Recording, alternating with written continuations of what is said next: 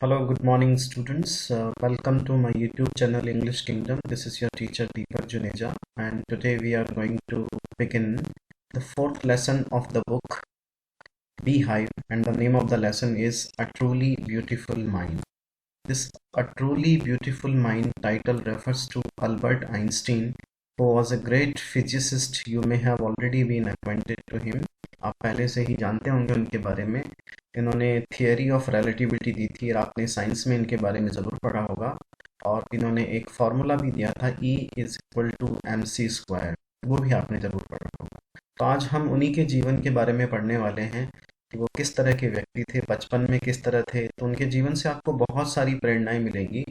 यानी बचपन में वो बहुत ही डल, जिसे कहते हैं, उनका लेवल था इंटेलिजेंस का, लेकिन बाद में वो एक बहुत बड़े फिजिसिस्ट के रूप में सामने आए। इनफैक्ट जो है टर्निंग द टेबल्स वाली बात थी, उन्होंने पूरे फिजिक्स के को देखने का जो नज़रिया था उसे ही पूरी तरह से बदल दिया था। बिफोर यू रीड से शुरू करते हैं। Who do you think of when you hear the word genius? यानी आपके हिसाब से वर्ड जीनियस किसको रेफर करता है? तो जीनियस के किस जीनियस जो व्यक्ति होता है उसमें क्या क्या क्वालिटीज़ होती हैं? पहला तो होता है कि उसका अंडरस्टैंडिंग लेवल बहुत अच्छा होता है। दूसरा, उसका इमेजिनेशन लेवल भी अच्छा होता है। तीसरा होता है कि उसमें इनोवेटिव क्वालिटीज़ होती हैं। इनोवेटिव मीन्स कुछ नया करने की क्वालिटीज़ होती हैं, उसे ही हम जीनियस कहते हैं। और ये जो जीनियस वर्ड था ये आइंस्टीन का सिनोनिम बन चुका था। उनकी अंडरस्टैंडिंग क्वालिटी, उनकी विजनरी क्वालिटीज़ मीन्स वो फ्यूचर को अच्छे से अंडरस्टैंड कर सकते थे, फ्यूचर के बारे में चीज़ों को अच्छे से समझ सकते थे। और तीसरा, इनोवेटिव तो होते ही। इनोवेटिव यानी कुछ नया करने की उनकी इच्छा थी और उन्होंने नया करके दिखाया ही। We shall now read about a young German civil servant who took the world by storm about 100 years ago.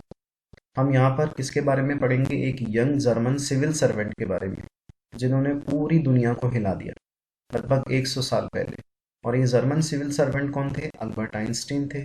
In the summer of 1905, 1905 की समर में the 26-year-old published in quick succession, 26 साल के इस व्यक्ति ने एक के बाद एक, इन क्विक सक्सेशन का मतलब होता है वन आफ्टर अनदर, एक के बाद एक, उन्होंने 4 ग्राउंड ब्रेकिंग पेपर्स प्रेजेंट किए। ये पेपर्स रिसर्च पेपर्स की बात हो रही है।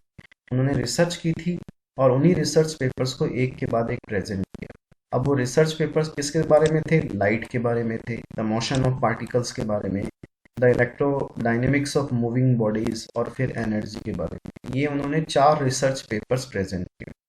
His work took up only a few pages in scientific journals, but changed forever our understanding of space, time, and the entire cosmos, and transformed the name Einstein into a synonym for genius. यानी उनका जो ये काम था, ये 4 जो paper थे उनका, ये साइंटिफिक जर्नल्स, जर्नल्स कहते हैं मैगजीन, जो साइंटिफिक मैगजीन थी उनमें बहुत कम हिस्सा कवर किया था उनके इस रिसर्च पेपर का। लेकिन इस पर्टिकुलर रिसर्च पेपर ने हमारी पूरी तरह से जो अंडरस्टैंडिंग है स्पेस की, टाइम की, या पूरे कॉस्मोस की, उसको पूरी तरह से बदल दिया। और उसके बाद में आइंस्टीन एक सिनोनिम बन गया, यानी पर्यायवाची बन गया। किसका? जीनियस का, यानी he was a genius man. तो एक बार आइंस्टीन के बारे में बात भी कर लेते हैं। आइंस्टीन आखिर कौन थे? For those who do not know, जिन्हें इसके बारे में आइडिया नहीं है, तो एक बार आइंस्टीन के बारे में हम बात भी करेंगे। लेकिन 50 years आफ्टर हिज डेथ, उनकी मौत के 50 साल के बाद में भी Albert Einstein's genius still reigns. Reigns का मतलब परसिस्ट, एग्जिस्ट। आइंस्टीन के जीनियस का आज भी कोई भी मुकाबला नहीं है। तो चलिए अल्बर्ट आइंस्टीन के एक बार से इंट्रोडक्शन की तरफ चलते हैं। ये है Albert Einstein. You can see him in the pictures. You must have seen this picture in many quizzes as well, and even at the cover page of your science book. Albert Einstein एक German born theoretical physicist थे। Albert Einstein जो थे Germany में पैदा हुए theoretical physicist थे। Theoretical physicist का मतलब the physicist who talks about the theory of physics, जिन्होंने थियोरी ऑफ रिलेटिविटी डेवलप की, और जो कि one of 2 pillars of modern physics, जो कि मॉडर्न फिजिक्स का एक मेन बेस बना हुआ है। His work is also known for its influence on the philosophy of science. तो 14 मार्च 1879 को उनका जन्म हुआ था अल्म, जर्मनी में। Ulm is a city of Germany, और उनकी डेथ हुई थी 1955 में। तो 1955 में उनकी डेथ हुई थी, तो आज करीबन 65 ईयर्स से भी ऊपर का टाइम हो चुका है। और यूनाइटेड स्टेट्स में उनकी डेथ हुई थी। स्पाउस यानी उनकी वाइफ जो थी, दो वाइफ्स थी उनकी। पहले उन्होंने मिलेवा मैरिक से शादी की, और उसके बाद में उन्होंने एल्सा से शादी की। एल्सा उनकी कजिन भी थी। उनकी एजुकेशन यूनिवर्सिटी ऑफ ज्यूरिख से हुई है। और उनकी कई कॉट्स भी हैं जो कॉट की जाती हैं। मैं आपको बता रहा हूँ यहाँ पे कि देखिए उनका उन्होंने जिस दो कोटेशंस लिखी हैं, कोटेशंस कितनी इंपॉर्टेंट। देखिए पहला, imagination is more important than knowledge, यानी नॉलेज से भी ज़्यादा इंपॉर्टेंट चीज़ है आपकी इमेजिनेशन। उसके बाद में उन्होंने लिखा इंसैनिटी यानी पागलपन, doing the same thing over. ये पागलपन यही है कि हम लगातार एक ही चीज़ करते रहते हैं और हमेशा डिफरेंट रिजल्ट के बारे में सोचते रहते हैं। It means to say he is motivating us here to do things differently. वो हमें चीज़ों को अलग से करने की प्रेरणा दे रहे हैं कि आप अलग, अगर आपको अलग परिणाम चाहिए, if you want a different result, तो कुछ डिफरेंट तरीके से कीजिए। टू थिंग्स आर इन्फिनिट, यानी दो चीजें अनंत हैं। कौन कौन सी? एक तो यूनिवर्स और ह्यूमन स्टुपिडिटी। एक तो यूनिवर्स और एक इंसान की मूर्खता। और I am not sure about the universe, लेकिन वो कह रहा है कि मैं यूनिवर्स की इन्फिनिटी के बारे में श्योर नहीं हूँ। यानी यूनिवर्स का तो फिर भी हमें कोई ना कोई किनारा मिल जाएगा, लेकिन ह्यूमन स्टुपिडिटी का कोई भी किनारा नहीं मिलेगा, यानी इसका कोई अंत नहीं है। तो it means to say he wanted to say that humans are more stupid, कि ह्यूमंस स्टुपिडिटी की कोई सीमा नहीं है, लेकिन यूनिवर्स की सीमा तो फिर भी हो सकती है। So in that way his quotes are very much full of intelligence and related to general life से वो फिजिक्स को, जनरल लाइफ को रिलेट करके चलते थे। यहाँ पर हम देख सकते हैं यूनिवर्स और ह्यूमन स्टुपिडिटी का जो उन्होंने एग्जाम्पल दिया है। चलिए अब हम लेसन को स्टार्ट करते हैं। Albert Einstein was born on 14th March 1879 in the German city of Ulm without any indication, यानी बिना किसी इंडिकेशन के, बिना किसी संकेत के, that he was destined for greatness। यानी when he was born, जब वो पैदा हुए थे तब किसी को ये पता नहीं था, उन्होंने कोई इस तरह का संकेत नहीं दिया था कि वो इतने बड़े होकर इतना महान व्यक्ति बनेंगे। On the contrary his mother thought Albert was a freak. On the contrary का मतलब होता है जस्ट अपोजिट ऑफ दैट, इसके विपरीत उनकी माँ क्या सोचती थी जब उनका जन्म हुआ था कि अल्बर्ट बिल्कुल ही फिसड्डी है, फ्रीक है। फ्रीक क्या होता है? A word use disapprovingly to talk about a person who is unusual and does not behave, look और थिंक लाइक अदर्स। यानी फ्रीक उस व्यक्ति के लिए यूज किया जाता है जो दूसरे लोगों की तरह बिहेव नहीं करता है, उसका इंटेलिजेंस लेवल नीचे होता है, जिसे हम फिसड्डी कहते हैं। To her his head seemed much too large. उसको लगता था, यानी मदर को लगता था कि उनका जो सिर है वो बहुत ज़्यादा बड़ा है, और बहुत ज़्यादा बड़ा है इसलिए इसमें कोई बात आसानी से घुसती नहीं है, इसलिए उसका इंटेलिजेंस लेवल इस तरह से उनकी मदर को लगता था। एट द एज ऑफ 2.5, लगभग 2.5 साल की उम्र में, Einstein still was not talking. Einstein बिल्कुल भी बात नहीं करते थे, बोल भी नहीं पा रहे थे। 2.5 years, जबकि 2.5 साल की एज में बच्चा कुछ ना कुछ बोलने लग जाता है। When he finally did learn to speak, और जब उन्होंने लास्ट में बोलना सीखा, ही अटर्ड एवरीथिंग ट्वाइस, तो वो हर चीज को 2 बार बोलते थे। अटर, अटर का मतलब बोलना। Einstein did not know what to do with other children. Einstein को ये भी पता नहीं था कि दूसरे बच्चों के साथ में क्या करना है, खेलना है, क्या करना है। इसलिए उसके प्लेमेट्स जो साथ खेलने वाले थे वो उसको ब्रदर बोरिंग कहा करते थे। So the youngster played by himself much of the time. इसलिए ये जो लड़का था ये अधिकतर अपने आप के साथ में ही खेलता रहता था। ही स्पेशली लव्ड मैकेनिकल टॉयज, और मैकेनिकल टॉयज से बहुत प्यार था। Looking at his new born sister, जब उनके घर में नई जो उसकी बहन हुई जिसका नाम था माजा, उन्होंने क्या कहा उस माजा को देख के कि अच्छी बात है, but where are her wheels, इसके पहिए कहाँ हैं? It means to say he was much fond of mechanical toys and even human beings also he use to take as mechanical things. इसलिए उन्होंने अपनी बहन के जन्म पे पूछा कि ये तो ठीक है कि ये माजा है, ये मेरी बहन है, लेकिन इसके व्हील्स कहाँ हैं? A headmaster once told his father that what Einstein chose as a profession wouldn't matter because he will never make a success at anything. उनके स्कूल के हेडमास्टर ने उनके पिताजी को एक बार बताया था कि आइंस्टीन के किस प्रोफेशन में जाएगा इससे कोई लेना देना नहीं है। चोज, ये चूज की सेकंड फॉर्म है। Whatever the profession Einstein chose, that is not the matter, the matter is that he is very dull and he will not make any success in any profession, कि वो किसी भी profession में कभी भी successful नहीं हो सकता। Einstein began learning to play the violin at the age of 6। आइंस्टीन ने 6 साल की उम्र में वायोलिन बजाना शुरू कर दिया, because his mother wanted him to, क्योंकि माँ ने उस तरफ उनको मोटिवेट किया कि भाई इंटेलिजेंस लेवल तो नहीं, कुछ वायोलिन वगैरह बजाना सीख जा। He later became a gifted amateur violinist. Amateur violinist क्या होता है? वायोलिनिस्ट जो प्रोफेशनल तरीके से नहीं बजाता है, मतलब प्रोफेशनल तरीके से या ऑर्केस्ट्रा पार्टी में नहीं बजाता, बल्कि अपने शौक से बजाता है, वो बाद में बहुत अच्छे वायोलिनिस्ट बन गए। Maintaining this skill through out his life, और अपने इस स्किल को उन्होंने पूरी जिंदगी मेंटेन करके रखा। But Albert Einstein was not a bad प्यूपिल, लेकिन अल्बर्ट आइंस्टीन एक बुरे स्टूडेंट भी नहीं थे। जैसे जैसे वो बड़े होते गए, उनका इंटेलिजेंस लेवल बढ़ता गया। He went to high school in Munich. Munich में वो हाई स्कूल में गए, where Einstein's family had moved when he was 15 months old.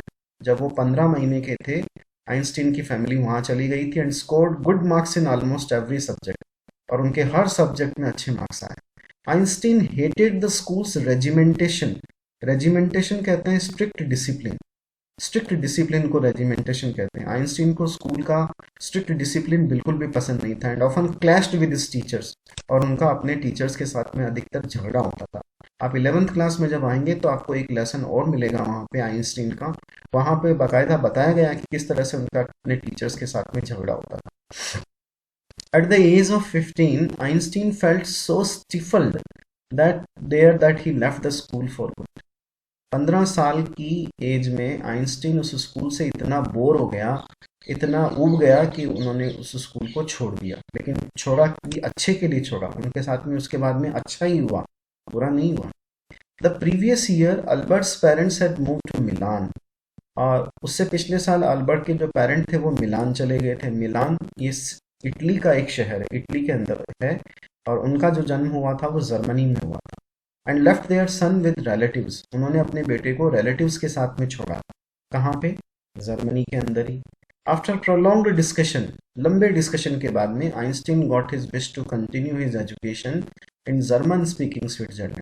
और लास्ट में आइंस्टीन की इच्छा पूरी हो गई और उन्हें जर्मन स्पीकिंग स्विट्जरलैंड में आगे पढ़ाई का मौका मिल गया। स्विट्जरलैंड की बॉर्डर में पढ़ाई का मौका मिल गया, in a city which was more liberal than Munich, जो कि म्यूनिक से भी ज़्यादा, एक ऐसे सिटी में उनको पढ़ाई का मौका मिला जो म्यूनिक से भी ज़्यादा लिबरल था। लिबरल का मतलब स्वतंत्र था या खुलापन था, ओपननेस थी वहाँ।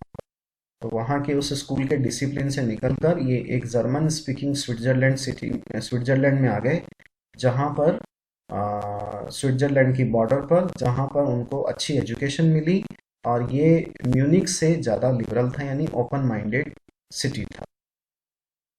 तो I am going to show you in the map. Map में मैं आपको दिखाता हूँ कि ये सब जो जिन प्लेसेस के नाम बताए जा रहे हैं, ये प्लेसेस क्या है। ये देखिए, ये अल्म में इनका जन्म हुआ था। उसके बाद में ये म्यूनिक भी आपको दिखाई दे रहा है, और उसके बाद में ये यहाँ पे आ गए ज्यूरिख। ज्यूरिख जो स्विट्जरलैंड की बात हो रही है, जर्मन स्पीकिंग स्विट्जरलैंड। तो ये स्विट्जरलैंड की बॉर्डर पे था ये प्लेस ज्यूरिख।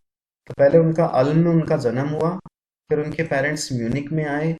म्यूनिक से उनके पेरेंट्स फिर इटली के शहर मिलान चले गए, और म्यूनिक से फिर जो ये अल्बर्ट आइंस्टीन थे वो ज्यूरिख आ गए। ये ज्यूरिख आप देख सकते हैं स्विट्जरलैंड की बॉर्डर पर स्थित है। तो यहाँ पर ये जर्मन स्पीकिंग स्विट्जरलैंड का एरिया था, यहाँ पर उनको पढ़ने का अवसर मिला ज्यूरिख के अंदर।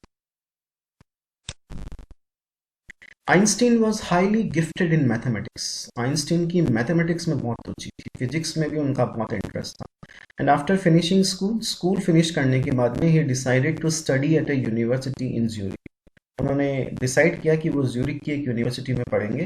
But science was not the only thing that appeal to the dashing young man with the walrus moustache. लेकिन केवल साइंस ही एक ऐसी चीज नहीं थी जो उनको मतलब अपील करती थी, अट्रैक्ट करती थी। और ये जो वालरस मुस्टाश लिखा गया, ये इस तरह की मुस्टाश के लिए लिखा है। मुस्टाश कहते हैं मूंछ को, और ये वालरस मुस्टाश इन्हीं को रेफर किया जा रहा है, अल्बर्ट आइंस्टीन को। तो ये आइंस्टीन के दो पिक्चर्स हैं। Einstein in 1900 at the age of 21 की एज में आइंस्टीन इस तरह से दिखते थे, और 1955 में वो इस तरह से दिखते थे। अधिकतर यही फोटो अब प्रचलन में है। I am going to show you certain types of moustache also, you can see here. ये देखिए, आप मुस्टाश गाइड दिया हुआ है, ये वालरस मुस्टाश जो अल्बर्ट आइंस्टीन के पिक्चर में दिखाई दे रही है। ये अलग अलग प्रकार की है, कुछ तो बहुत ही हिलेरियस है, शेवरन, डाली, इंग्लिश। और ये देखिए सबसे ज़्यादा ये वाली पेंसिल मुस्टाश देखिए, ये पेंसिल मुस्टाश है, ये पेंटर्स ब्रश है, ये टूथ ब्रश चार्ली चैपलिन की मुस्टाश थी, और ये walrus moustache. Okay, let's go back to the text. He also felt a special interest in a fellow student, Mileva Maric. उनका साइंस से भी के अलावा एक और चीज में इंटरेस्ट हुआ, एक स्टूडेंट में, एक फेलो स्टूडेंट, साथ पढ़ने वाली लड़की में इनका इंटरेस्ट हुआ। Name of the girl was Mileva Maric, whom he found to be a clever creature। वो उनको काफी क्लेवर क्रीचर लगती है। दिस यंग सर्ब, सर्ब इसलिए लिखा क्योंकि वो सर्बिया से थी, सर्बिया भी एक कंट्री का नाम है। This young Serb had come to Switzerland because the university in Zurich was one of the few in Europe where women could get degrees। ये लड़की सर्बिया से स्विट्जरलैंड क्यों आई थी?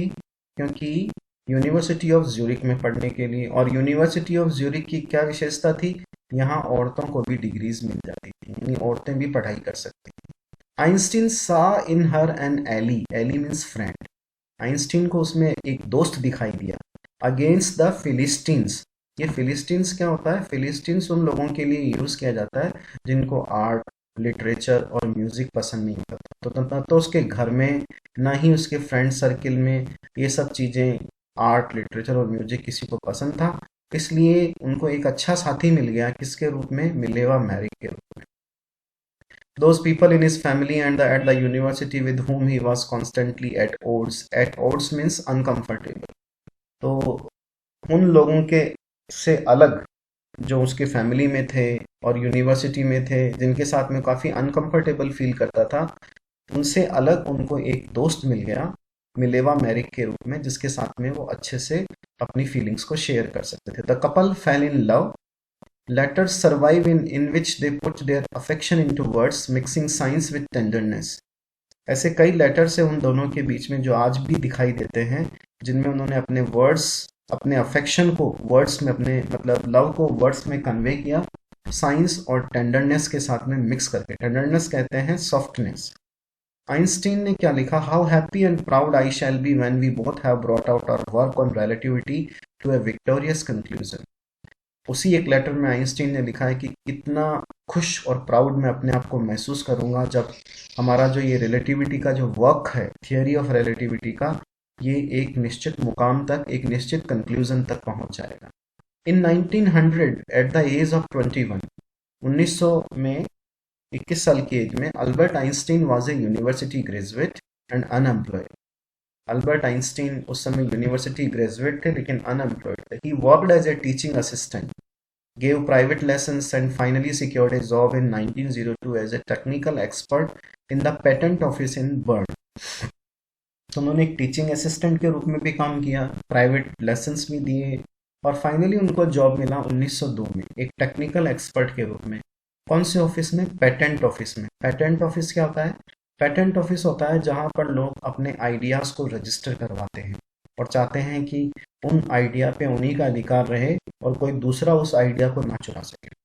While he was supposed to be assessing other people's invention, जब Albert Einstein दूसरे लोगों के invention को असेस कर रहे थे इस पेटेंट ऑफिस में, एक टेक्निकल हेल्पर के रूप में, एक्सपर्ट के रूप में, Einstein was actually developing his own ideas in secret. तो वो दूसरे लोगों के इन्वेंशन को असेस नहीं कर रहे थे, बल्कि अपने आइडियाज को, जो थियोरी ऑफ रिलेटिविटी है, उसको डेवलप कर रहे थे उस टाइम में।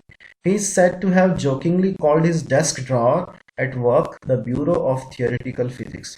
यानी वो अपने ऑफिस को, जहाँ जो डेस्क ड्रॉअर जो था, उसको थियोरेटिकल फिजिक्स का ब्यूरो कहा करते थे मजाक में। यानी अपने ऑफिस को ब्यूरो ऑफ थियोरेटिकल फिजिक्स कहा करते थे मजाक में, because he was not actually doing the any work of patent there.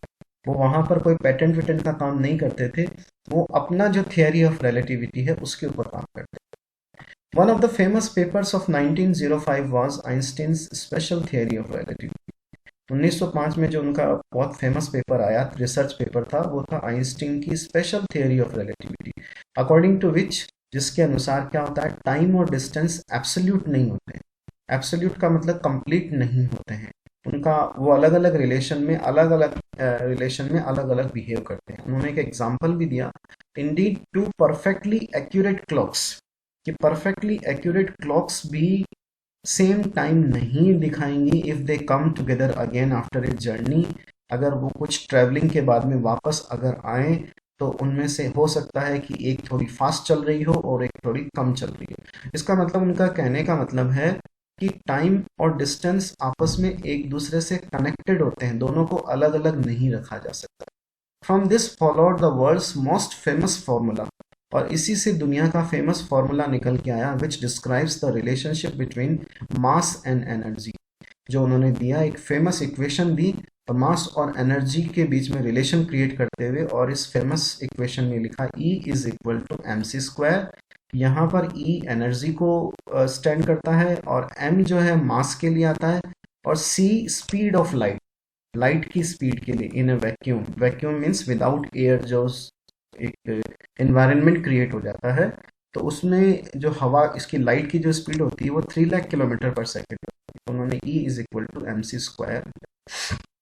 उसके बाद उन्होंने थियरी ऑफ रिलेटिविटी को एक बहुत अच्छे एग्जाम्पल से समझाया कि when you sit with a nice girl for 2 hours it seems like 2 minutes, when you sit on A hot stove for 2 minutes it seems like 2 hours।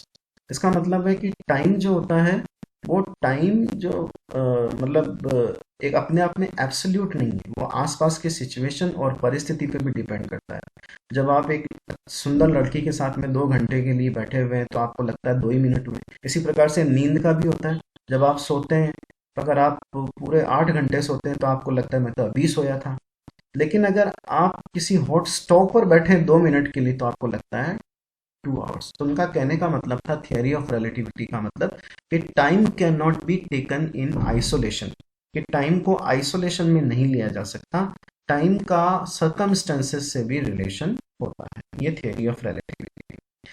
While Einstein was solving the most difficult problems in physics, his private life was unraveling. जब Einstein अपनी physics की सबसे बड़ी problem को solve कर रहे थे तो उनकी प्राइवेट लाइफ जो थी वो बहुत मुसीबत में थी। अनरेवलिंग का मतलब starting to fail. Albert had wanted to marry Mileva. अल्बर्ट की इच्छा थी कि वो मिलेवा से शादी करें, right after finishing his study, study पूरी करने के बाद, but his mother was against it. लेकिन उनकी माँ उनकी शादी के खिलाफ थी मिलेवा के साथ में। क्यों? एग्जाम में यहाँ से क्वेश्चन आता है कि मिलेवा से उनकी मदर शादी क्यों नहीं होने देना चाहती थी, क्योंकि उनको लगता था Mileva was 3 years older than her son, कि एक तो मिलेवा जो थी वो उनके बेटे से 3 साल बड़ी थी। She was also bothered by Mileva's intelligence, उन्हें मिलेवा का जो इंटेलिजेंस लेवल था उससे भी प्रॉब्लम थी। She is a book like you, वो अल्बर्ट को कहा करती थी कि वो तुम्हारी तरह ही किताबी कीड़ा है। Einstein put the wedding off, इसलिए आइंस्टीन ने वेडिंग को ऑफ रखा, यानी शादी नहीं की। लेकिन the pair finally married in January 1903। तो ये जो बुकवॉर्म कहा करती थी, उनका कहने का मतलब था कि तुम भी बुकवॉर्म, यानी तुम भी किताबी कीड़े, वो भी किताबी कीड़े, दोनों मिलके लाइफ में कुछ एंटरटेनमेंट नहीं रहेगा, इसलिए वो नहीं चाहती थी कि उनकी शादी हो। लेकिन पेयर की फिर भी शादी हो गई जनवरी 1903 में। उनके 2 बच्चे भी हुए। But a few years later, लेकिन कुछ साल बाद, द मैरिज फाल्टर्ड, मैरिज जो है कमजोर पड़ गई, बिकेम वीक। मिलेवा क्यों कमजोर पड़ गई? मिलेवा जो थी उसकी भी अपनी इंटेलेक्चुअल एम्बिशन थी, क्योंकि वो भी काफ़ी इंटेलिजेंट थी। तो उनकी अपनी इंटेलेक्चुअल जो एम्बिशन, एम्बिशन का मतलब कुछ करने की जो इच्छा थी, वो दब रही थी और वो एक अनहैप्पी हाउसवाइफ बनकर रह रही थी। इसलिए after years of constant fighting, लगातार लड़ाइयाँ करने के बाद में, द कपल फाइनली डिवोर्स्ड इन 1919, और इस कपल ने फाइनली तलाक ले लिया 1919 में। तो शादी कितने साल चली? 16 साल चली। Einstein married his cousin Elsa the same year, और फिर आइंस्टीन ने अपनी कजिन एल्सा से शादी कर ली उसी साल। Einstein's new personal chapter coincide with his rise to world fame. Einstein का जो ये नया पर्सनल चैप्टर था, कौन सा, अपनी पहली वाली वाइफ मिलेवा से शादी करना और मिलेवा का तलाक लेना और एल्सा से शादी करना, ये जो नया पर्सनल चैप्टर था ये उनके लिए दुनिया में प्रसिद्धि लेकर आया। यानी ये बहुत लकी साबित हुआ। कैसे? In 1915 he had published his general theory of relativity. 1915 में उन्होंने अपनी general theory of relativity publish की, which provided a new interpretation of gravity, जिसने ग्रेविटी की एक नई एक्सप्लेनेशन दी। An eclipse of the sun in 1919, और 1919 में जब एक सन इक्लिप्स हुआ, सूर्य ग्रहण हुआ, तो वो प्रूफ लेकर आया कि उनकी जो कैलकुलेशन थी वो बिल्कुल एक्यूरेट थी और उनका जो प्रिंसिपल था वो बिल्कुल एक्यूरेट था। Einstein had correctly calculated in advance the extent to which the light from fixed stars would be deflected through the sun's gravitational field. Einstein ने बिल्कुल पहले से ही कैलकुलेट कर लिया था, करेक्टली कैलकुलेट किया था कि जो लाइट है फिक्स्ड स्टार से किस तरह से डिफ्लेक्ट होकर सन के ग्रेविटेशनल फील्ड में डिफ्लेक्ट होकर धरती पर पहुंचती है।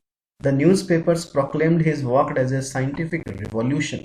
न्यूज़पेपर्स ने उसके वर्क को एक साइंटिफिक यानी वैज्ञानिक रिवॉल्यूशन मीन्स क्रांति डिक्लेयर कर दिया।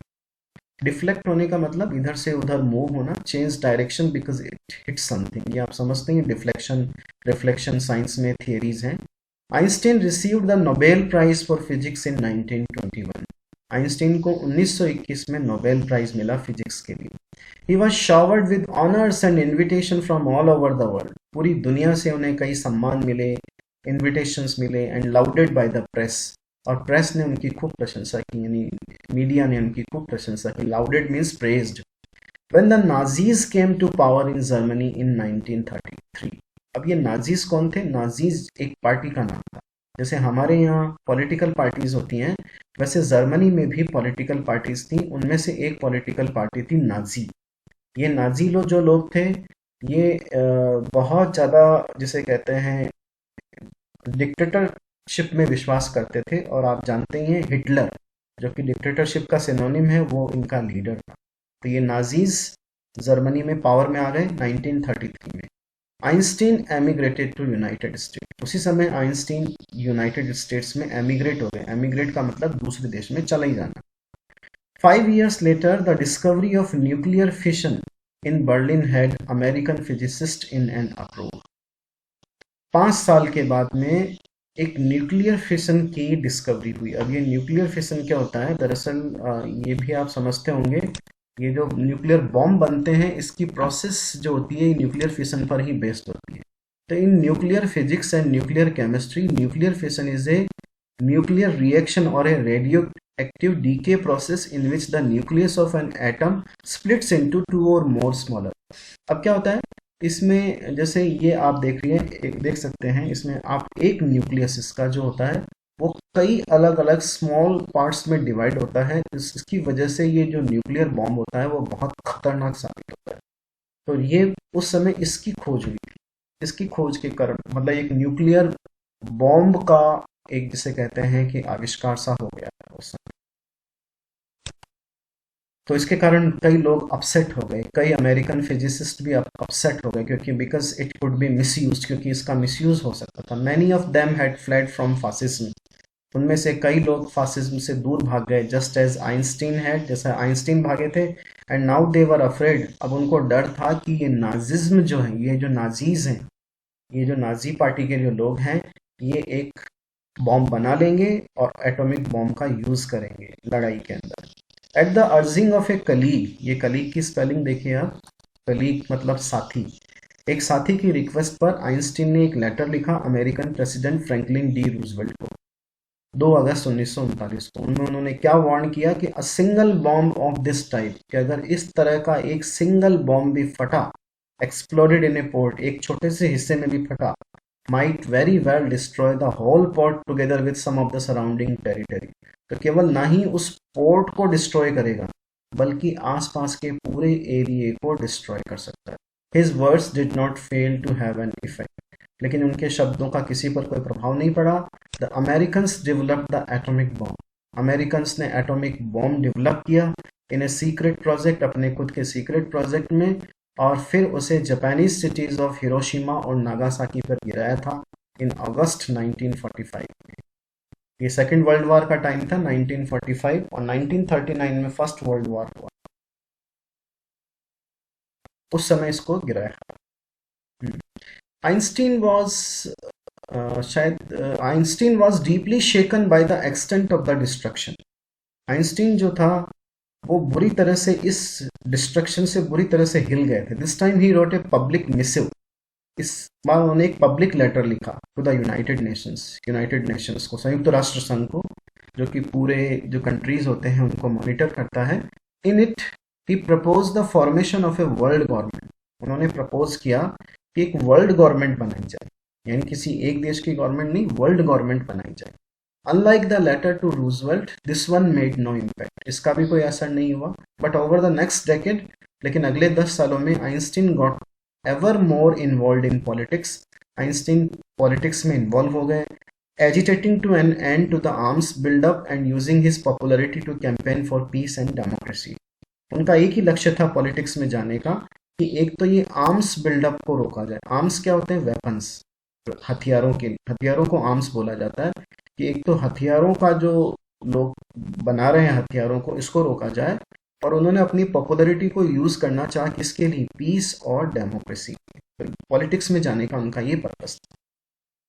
When आइंस्टीन डाइड इन 1955, जब आइंस्टीन की डेथ हुई 1955 में 76 ईयर्स की एज में, he was celebrated as a visionary. Visionary कौन होता है? A person who can think about the future in an original and intelligent way.